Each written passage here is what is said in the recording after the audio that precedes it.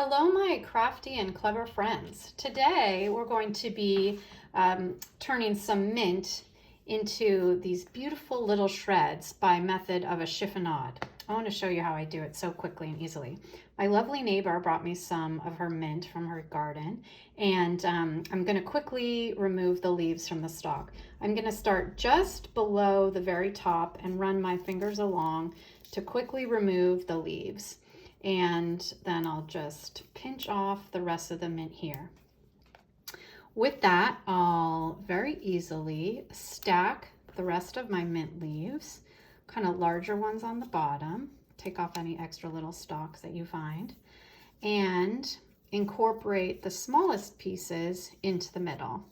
Then I'm going to roll my mint leaves into a little mint caterpillar, if you will, and take my chef's knife and then very easily cut these into little shreds. I'm keeping my fingers curled and away from my chef's knife.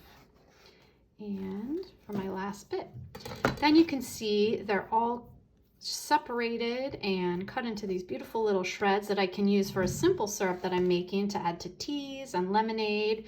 I love to add mint to my salads, any kind. It's so refreshing for these warmer months and really all year round. All right, well, enjoy.